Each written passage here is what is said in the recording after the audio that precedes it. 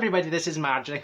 Senga's latest idea, right? You know how she has brainwaves to Senga, right? So her latest idea is, she says, why don't we take up swimming?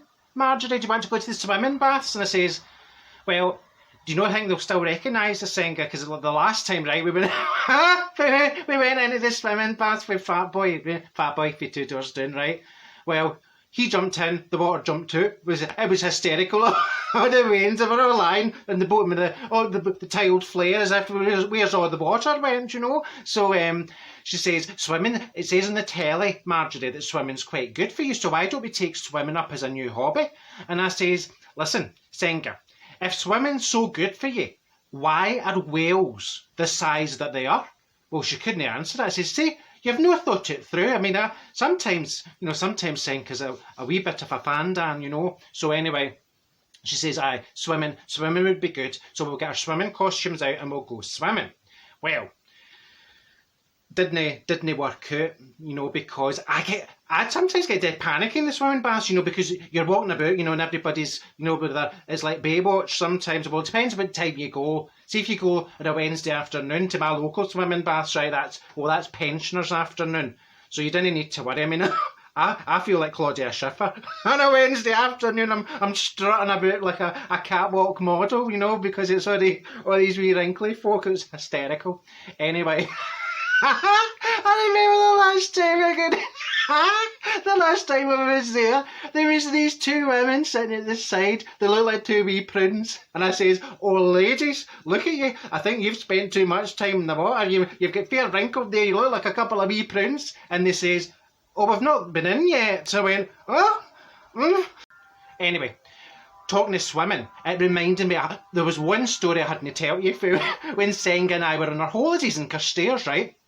So, we're coming back for the shop this day, right, because, well, Senga fancied a curly whirly, and I took a fair notion for a packet of minstrels. Remember minstrels? A wandering minstrel I.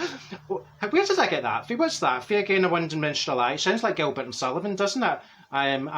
It sounds like a wee operette. I'm a wandering minstrel, but I took a fair notion for minstrels. So Senga says, right, if you're going to the shop for the minstrels, I'm going for the curly whirly. And the wee shop was just up the road from where the woman we were staying with was. So anyway, on our way back, we heard all this laughing. And all this giggling, and I says, Senga, where's that coming from? It was like boys laughing. And she says, it's coming from down there. So we walked down the road, right? And I says, oh, this is towards the Clyde. Do you think there's some hilarity, some shenanigans going on? Well, it turned out, right, there was about 5 or 6 boys swimming in the shallow bit of the Clyde, right? Very shallow. And we shouted down, we said, hello, boys. Now, they must have been about in their early 20s, right? They were about 21, 22. And they said, oh, they looked dead embarrassed, right? They said, oh, hello, ladies. We were actually just going to get out of the water there, but, well, we're actually skinny dipping and we've got no clothes on, so if you wouldn't mind averting your eyes. And I says, oh, Senga, we've timed this just perfectly. And she's saying, oh, Marjorie, they're dead embarrassed, and I'm getting dead embarrassed as well. So she says, we better go. I says, we will not go anywhere, right? So they weren't for moving. They were not for shifting. They says, no, we're dead embarrassed. We're not getting out of the water in front of, 2 elderly women. And I went, elderly women, unless you're cheeky Egypt, don't you be calling me elderly. She's elderly. Senga's a few years older than me, but, I still think I'm in my prime, like a bit of beef for the butchers, like a nice bit of prime beef. Oh, I like a nice bit of prime beef. I don't know what I'm doing the day with my beads. I keep stroking my beads. Anyway, I better leave my beads alone. They're no mine, actually. They're borrowed. They're actually my mother's pearls. They're nice, aren't they? She's very generous. She actually... she irons all my taupes, right? She irons my taupes for when I'm filming, and she lets me wear her pearls. That's quite nice, isn't it? Right.